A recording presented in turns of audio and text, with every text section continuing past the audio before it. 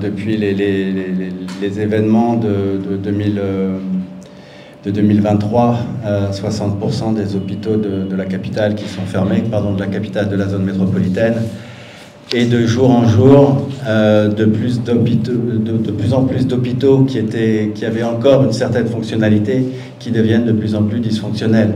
Et ça, c'est en termes de personnel, et c'est aussi en termes d'approvisionnement, avec des défis auxquels nous faisons face à MSF, mais auxquels également tous les hôpitaux du pays font face. Et ça devient de plus en plus difficile, et bien évidemment ceci égard aux conditions sécuritaires qui ne cessent de se détériorer dans la zone. Et ça, c'est vraiment l'un des défis majeurs auxquels nous faisons face. Vous n'êtes pas sans savoir que nous avons récemment, donc le 8 mars, annoncé notre désengagement du centre d'urgence de Turgeot et de l'hôpital traumatologique de Carrefour. Ces deux centres médicaux qui étaient extrêmement liés l'un à l'autre, puisque l'un servait de point de référence à l'autre, tout comme le centre traumatologique de Tabar avec une trentaine de Carrefour avec une trentaine de lits, pouvait également alléger les taux d'occupation à Tabar. Et donc les deux centres qui sont maintenant dysfonctionnels ne font pas dysfonctionnels, mais qui sont maintenant fermés, ne font qu'alourdir les difficultés que toutes nos opérations peuvent ressentir. On est en train de travailler sur comment pouvoir réunir les conditions de sécurité suffisantes pour continuer à approvisionner notre centre d'urgence de Carrefour et à pouvoir y référer nos patients de Turgeot. Actuellement, on n'a pas les conditions réunies et on est à un stade de consultation avec les autorités tant gouvernementales que non gouvernementales. On étudie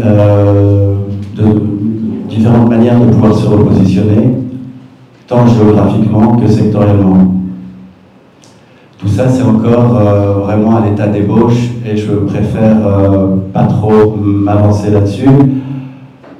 Mais globalement, on peut décider de fermer complètement Carrefour et Turgeot pour se redéployer en province, dans différentes zones du pays, ou éventuellement de faire des programmes qui nous mettraient peut-être moins à risque des différentes opérations qui nous ont menacés ces derniers temps.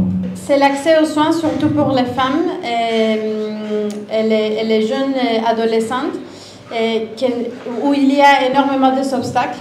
Donc, vu ces obstacles, nous avons mis en place un projet qui fait des cliniques mobiles dans des zones défavorisées de la ville, notamment Bel-Air et Bas-Bel-Air, où il n'y a pas des autres structures sanitaires publiques ou bien privées qui fonctionnent. Donc, juste pour vous donner un aperçu, nous avons fait en 2024... petite... 2024. Nous avons fait en 2024 plus de 26 000 consultations externes au cours des cliniques mobiles. Je veux que ce soit très clair que de toutes ces 26 000 consultations externes que nous avons faites dans la zone de Bel-Air et Bas-Delma, 70% ce sont des consultations pour les femmes. Et la plupart, ce sont des consultations pour la contraception ou bien des consultations prénatales. Donc, il y a un défi énorme dans ce type de quartier de la ville où il y a énormément de stigmatisation contre la population qui habite dans ces zones, mais c'est une population qui n'a pas accès aux soins. Donc, c'est pour ça qu'on organise des cliniques mobiles chaque semaine dans ces zones. Un autre défi lié à la santé sexuelle et reproductive, c'est l'accès aux soins pour les survivants de violences sexuelles. Donc MSF a une clinique dédiée à la prise en charge de violences sexuelles à Delma 33 depuis 2015, qui s'appelle Pramem. Et Seulement dans l'année 2020, depuis le début de cette année, au cours de 3 mois, on a vu 750 patients. Et au cours de l'année 2024, on a vu près de 4000 survivants de violences sexuelles. Aussi à la maternité Isaïe Gentil, qui se situe à Chancerelle, dans la commune de Cité-Soleil, nous avons déjà ouvert aussi une clinique dédiée à la prise en charge des violences sexuelles. Les premiers jours, on a vu 3 patients, le deuxième 6 patients, le troisième 20 patients. Donc, il y a un besoin énorme par rapport à ce type de soins. Et nous faisons une prise en charge médicale, psychologique, et aussi on a une équipe de travailleurs sociaux qui nous aide à référer les patients pour les services que MSF ne peut pas assurer. Une autre activité importante liée à un défi majeur que nous connaissons tous, c'est les déplacements dans différentes parties de la ville. Donc aussi à travers le projet des cliniques mobiles, nous organisons des cliniques dans différents quartiers de la ville où il y a des personnes déplacées. Donc au cours de cette année, par exemple, nous avons fait une intervention à Delma 31, surtout pour augmenter l'accès à l'eau potable, que c'est toujours un défi très important. Et nous avons aussi organisé une clinique mobile au niveau de Kenskov, qui c'était des personnes déplacées par la violence dans cette zone. Et actuellement, nous sommes à Delma 33, tout près de l'hôpital de la Paix, où il y a aussi une quantité importante de personnes déplacées. Donc, nous faisons une intervention médicale, mais aussi une intervention pour augmenter la disponibilité d'eau potable. Et on planifie actuellement d'augmenter la capacité en termes de latrines.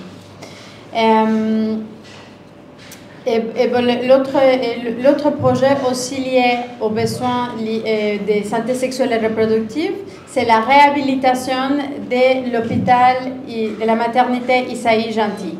Donc c'est un hôpital universitaire très important qui a cessé de fonctionner en février 2024. Donc, on a commencé les travaux de réhabilitation depuis l'année dernière. Les travaux continuent et actuellement, les services commencent à reprendre. Et on espère pouvoir appuyer surtout aussi l'appui pour tous les résidents parce qu'il s'agit d'un hôpital universitaire. Donc, voilà, ce sont ces projets qu'on essaie de focaliser surtout sur l'accès aux soins pour les femmes et les jeunes adolescentes pour la santé sexuelle et reproductive. Et de plus en plus, on voit des difficultés pour les personnels pour se déplacer et quitter leur domicile, aller au lieu de travail, c'est un problème. Quitter le lieu de travail, aller à la maison, c'est un problème. Et c'est vraiment des difficultés qu'on rencontre. On a pas mal de staff qui aujourd'hui ont abandonné leur maison et qui se retrouvent dans d'autres quartiers parce que leur quartier fait objet de violences. Donc déjà ils ont des difficultés en famille et pour aller au travail c'est un problème. Et c'est des conditions sur les voies routières. C'est pareil pour l'équipe qui travaille à Cité Soleil. Arriver à Cité Soleil, il faut réfléchir 3 fois, il faut se poser des questions. Comment on peut arriver sur les lieux de travail, alors que l'équipe qui est là elle se retrouve parfois bloquée et ne peut pas quitter le travail parce que les autres ne sont pas arrivés. On les oblige parfois de rester 2-3 jours, rester sur place pour la continuité des malades. C'est des difficultés énormes. Et heureusement, je salue le courage des Haïtiens. Il faut une résistance, une résilience incroyable. Les 3 ans que je viens de passer en Haïti, je pense que c'est un courage exceptionnel qui nous permet encore de tenir malgré les conditions difficiles.